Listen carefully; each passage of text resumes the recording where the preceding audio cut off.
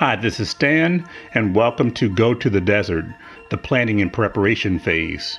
This is the fourth section of the God-Centered Business, a foundational framework to grow with resilience. Many people have said they don't have time to plan. And I say this, if you don't have time to succeed, you have plenty of time to fail. This is the section where you will focus your business on the customer. You'll listen to the customer and identify their needs and break those needs into the parts of your business that will become your product or service. I look forward to hearing how you've developed your product or service.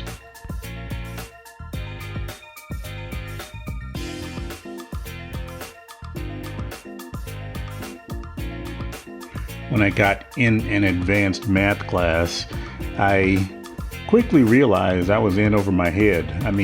I didn't know what was going on. And a person saw that I was struggling with the class. I was being very quiet, and I was sitting over in a corner, and I really didn't know what was going on. And the person said, "Hey, why don't you come sit with us and study with us?" And I was really appreciative of that, because there were so many questions that I had in my mind, and I was afraid to ask. I didn't even know what I didn't know, and so they helped me along. Have you ever gotten into a situation where you feel so independent that you have not asked anybody to look at your product or service? Do you feel that you know it all and you have not gotten input from your customer? Well, it will take some time, but you need to get input from your customer and break that information down that they give you, because whatever they say about your product or service is valuable. They may even have some suggestions for your business. So why don't you take some time and discuss this with your group as well as your customer.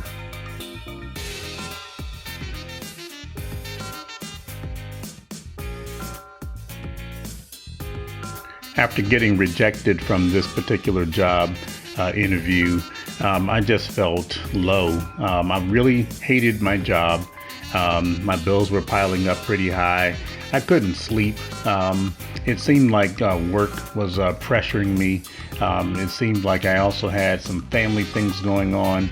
And I had no place of peace.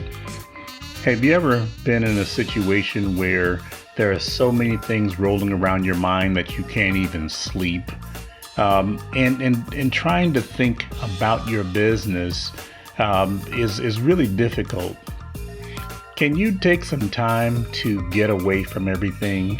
Just really get away. Move to a place where there is some nice flowing water and a place where you can look at trees or mountains or desert or cornfields, wherever you live, and just take some time to quiet down to listen to what God has to say. In the quiet moments, God will speak to you.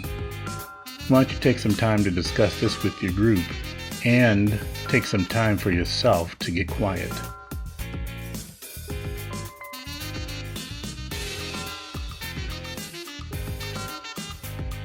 Working from my gut, I usually came up with some pie-in-the-sky ideas by myself. I knew it all, and so I would dream of this thing, and I would start working on it, and I would work really hard day and night on certain things without getting input. That was a huge mistake. Number one, working from my gut. Number two, not asking God anything. And number three, not talking to the customers. Well, I did learn some principles along the way after some bumps and bruises, and one was Agile. Agile is used by the technology industry, and they learned how to break things down from the very large vision down to smaller pieces. However, the technology industry was a little bit too techy, and I wanted to do something that was business related. So, thus, Agile AFB was born, Agile Adopted for Business. This particular framework is for you. This is to break down your business into smaller pieces that you've gotten from God, and you've listened to your customers' needs. Once you get your customers' needs down, then you can break those things down into smaller pieces, which will become features of your business. I will talk about that a little bit more in another section.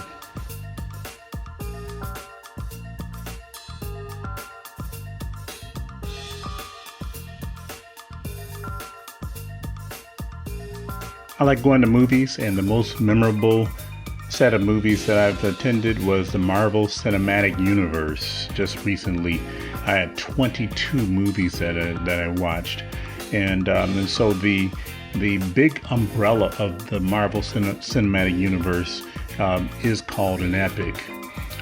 Each film is called a feature film, and each storyline inside of that is a storyline, is a user story.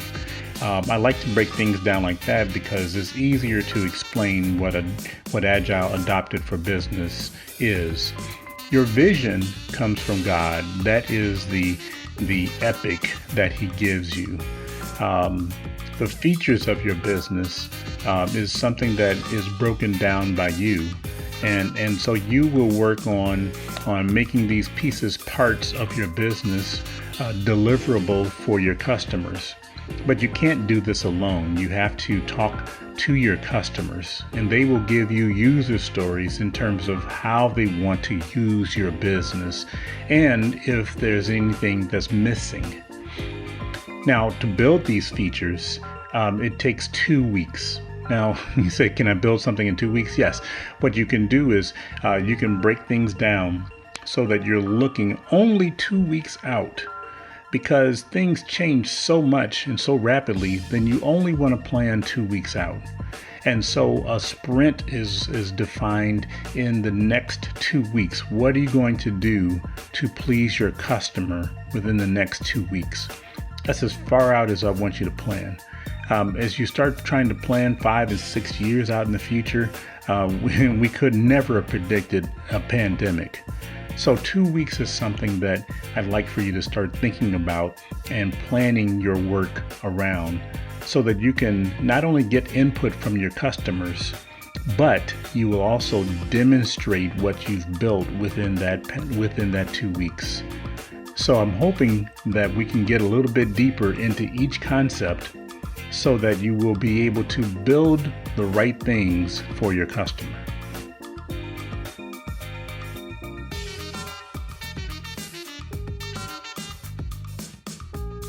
Have you ever moved so fast that you did some things wrong? I know I've done that many times. I've jumped into things and I was moving so fast that some of the very obvious things that I could have seen if I had just slowed down, I would have seen. And the problem with that is it became very expensive because I was moving so fast and I overlooked some things that now I had to take something apart and redo it so that it was done right. Well, now I want you to take some time and plan some things out. I know I've talked about planning a lot, but this is something that has to be part of your entire being to be able to break things down into something small. The small part that we're going to break things down into is called the minimal viable product. The minimal viable product, or MVP. This is the smallest part that you're going to be able to develop, and you're going to revise this over and over.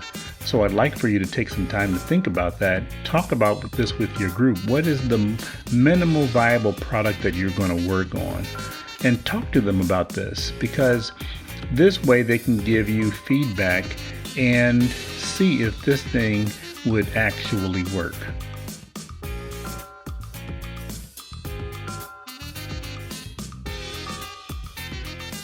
Everything the business does will be contained in an epic. In other words, or multiple epics. In other words, the big umbrella of your company contains everything the business does. Smaller parts of an epic are a feature, and that's the feature of your business. Think of this as the smaller umbrella. If you are a tutoring business, then what are you tutoring? So one feature may be that you're tutoring math. That gets a little bit more specific, but it doesn't necessarily get it specific enough for me to buy what I need. If you're teaching me algebra, oh great, I know exactly what you're teaching me. And so now you would put it as a feature of your business, algebra tutoring. All right. So the big epic would be tutoring. One feature of your business may be algebra tutoring. One may be geometry tutoring, and so on and so forth, so that you can see different features of your business. Now there are also, those are business features. There are also smaller features that are technical. Let's say that you have a payment system for your customers, and so the payment system may be that they can pay by phone, they can pay with PayPal, or they can pay with a credit card. All right, these are some of the things that your customers may say, I need this. And so these are features of your business that go into your business from user stories. User stories are given to you by your customer, and they want to show you how they want to use this business. Will you have your tutoring business online, or will your tutoring business be in person? So these are a lot of things that need to be worked out, and they can be worked out within the structure of epics, features, and user stories.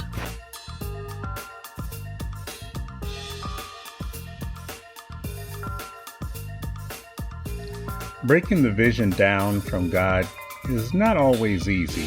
I mean, he may give you this thing that he wants you to do, and you have to figure out how to do that.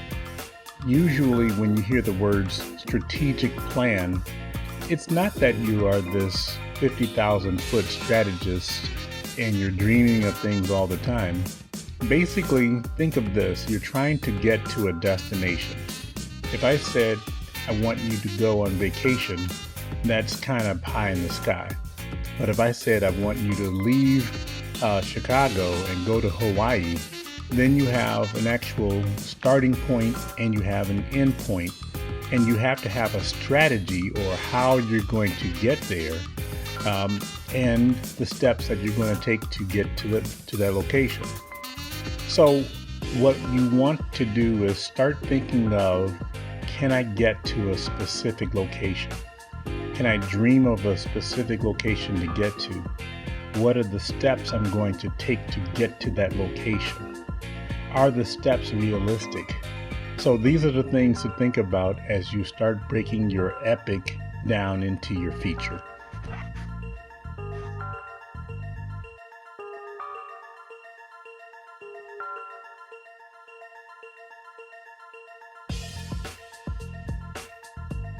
Keep it short and simple are words that I actually learned how to value. When you're developing your feature and you're developing actually what you're going to sell to the customer, a lot of people try to go the marketing route, and they come up with these fancy names for their business. They come up with fancy names for the product or service, and sometimes the customer doesn't even know what they're getting. I suggest that you start out with something very simple and let the product or service name itself. Start out with what you're actually selling, and then define what you're actually selling. For instance, if you're selling cakes by the slice, call it cake by the slice for right now. And if you're selling full cakes, call it full cakes right now. All right, and then once you start getting the operations and everything associated with that down pat, and you start meeting with your customers and they start giving you more definitions, then the names, the fancy names and the marketing names will come out of that. But I would start with simplicity. Keep the names very short, and make sure that the descriptions are very, very valuable to the customer.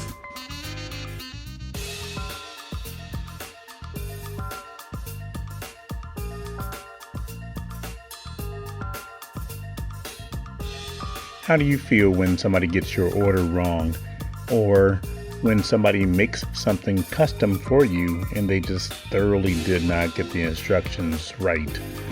Well, that's because a lot of times some people are either moving too fast or they didn't hear you as a user. User stories are what you want to collect to get your business right. You want to be able to talk to a minimum of 100 people, quite honestly, to be able to find out exactly what people want. Talking to your friends and family, well, that's great, but it's a good starting point. But you really want to talk to strangers, and you want to talk to the people who are thought leaders in your profession. You want to talk to your family from the emotional perspective, and you want to talk to professionals. That is called the STEP process. And so you want to be able to speak to strangers, thought leaders, emotional, and professional. This way you can get a well-rounded view of the product or service, and they will be able to give you things that you need to add to your business. These are called user stories. Your user stories are what you will be building and what you will be demonstrating to your customers.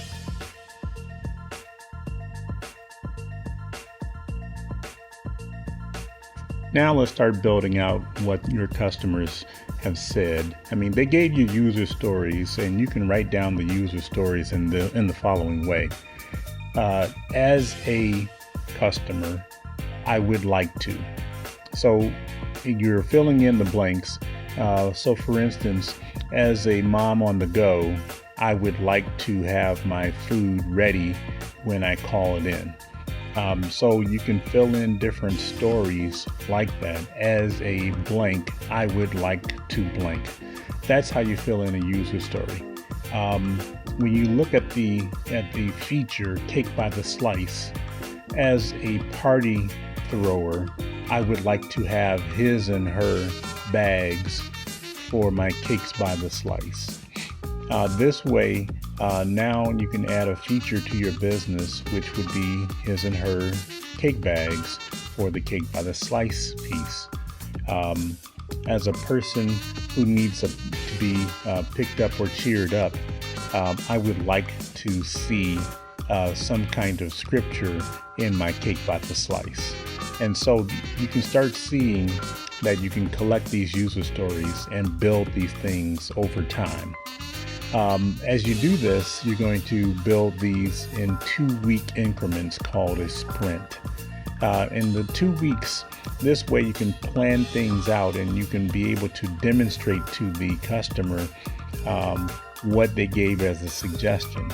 So if they said, I would like to see his and her bags, within the next 2 weeks, you can demonstrate, do you mean these kind of his and her bags for the Cake by the Slice? This way, you can get validation on what you are building without doing a heavy investment. So, in other words, you want to be able to do this, demonstrate this, and test things out before you go full blown on your product or service.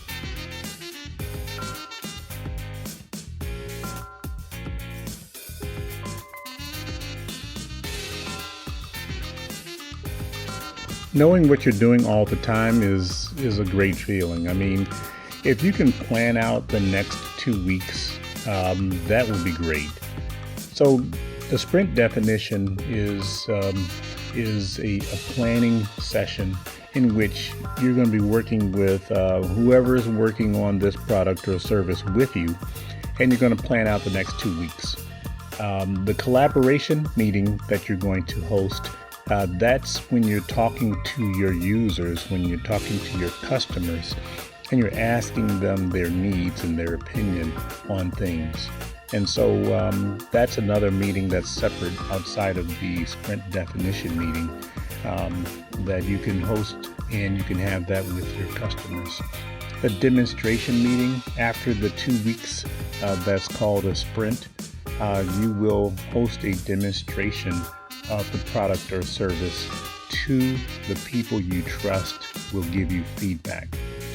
this could be some strangers, or it could be some close customers who you like to bounce things off of. That's what I do. I bounce things off of customers who have been using my product or service for a while, and I want them to try some things out to get their opinion. And so I host a demonstration meeting with those individuals.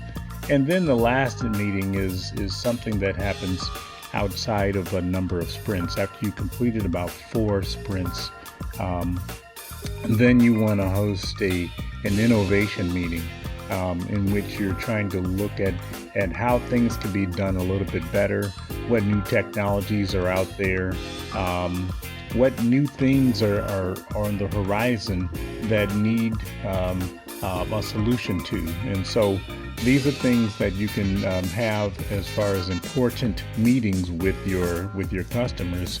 But did you notice that you aren't doing this by yourself? So this is something that you can work through with your group, because your group is now part of your sprint planning.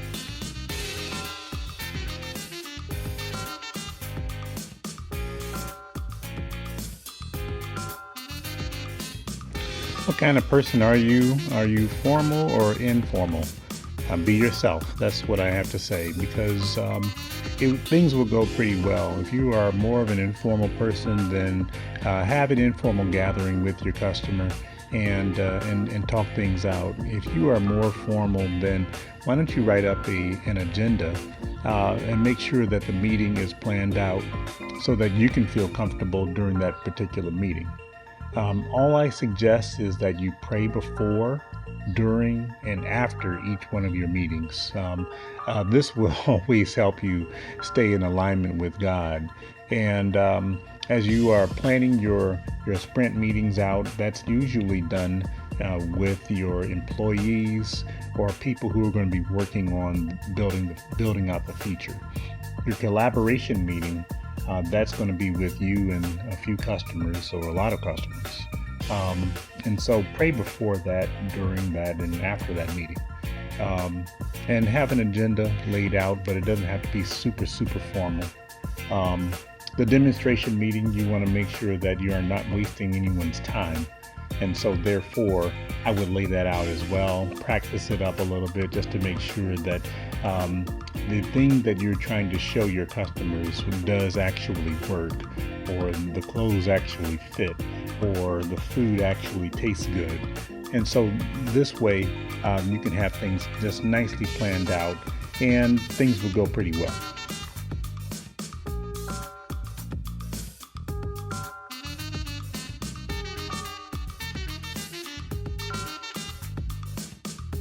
As I mentioned before, sometimes I ran into a teacher who wanted to scrutinize my work a little bit more than I wanted them to. But I did learn how to appreciate a little bit of scrutiny, because what I wanted to do was provide a great product or service for my customers. So I suggest that you put everything under scrutiny, that you want everything validated. Do you have standard operating procedures? Then you want those validated by your employees. Do you have documented processes that you need to try out? You want those validated by your customers. Do you have marketing messages that you want to have the customers actually purchase?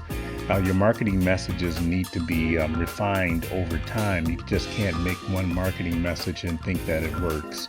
The one that does work, you want to use that more and more, but you have to refine those with your customers. You have to check out the purchasing methods, make sure that those work technically. Your sales and delivery methods, those should be written down, and you should have those tested out to make sure that the delivery actually does work in the time that you said that it would. Your accounting practices, all of that should be tested out. Your customer service model and your brand. You're going to build your brand last. So I would say that any time that you can get something validated, the better. You don't have to wait to start selling your product and service to have this validation, but I do suggest that you are going to make some changes. So I would not make things permanent until you do get the validation.